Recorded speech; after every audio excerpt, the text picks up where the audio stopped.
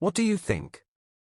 Would an ID badge be useful for students in school, like what you see on screen? Would you add anything else to the badge? Quite a few articles have been on the news about teachers resigning, being sacked, or forced to apologize due to misgendering.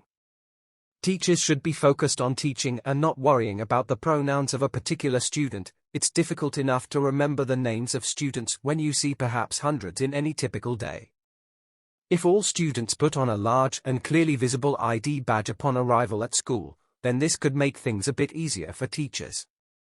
Such ID badges should of course be easy to update, therein allowing students to change their names or gender preferences every few days, weeks or months depending on trends and what they are thinking at the time. Such an ID badge could also help outside of the classroom environment, especially in the case of a teacher meeting a student and their parents or guardian out on the street or at a shop, if for example they prefer to be called Paula in class and Benjamin outside of class as in the example on screen. It could easily lead to a teacher mixing up the in-class and out-of-class names. This could then lead to arguments between the child and parents or guardian. Some other elements on the ID badges could also be useful to have clearly identified, given that these were based on exercises highlighted in the news that had been given out to students. It is perhaps useful for a student's classmates to know who else in the class they would like to have sex with and what sort of sexual activities they would like to explore with them.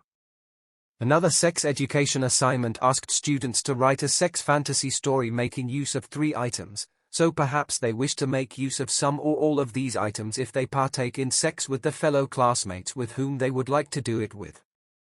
What do you think? Perhaps a nameplate for each student's desk could also be useful. Additionally, perhaps the class rep could take a large banner around with them so the teacher would know how to refer collectively to that particular class as a whole.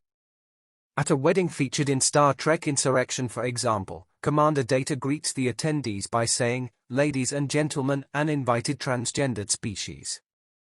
In the UK, there was an example where a teacher was forced to apologize by the head teacher to a class at an all-girls school, having said "Good afternoon, girls." A large poster or banner with the entire class's preferred greeting could perhaps have been useful in this case.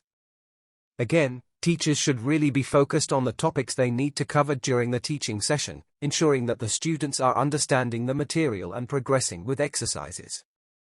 If teachers need to worry about everything they say, then it leaves little capacity to focus on teaching the subject material, which is the primary purpose of school.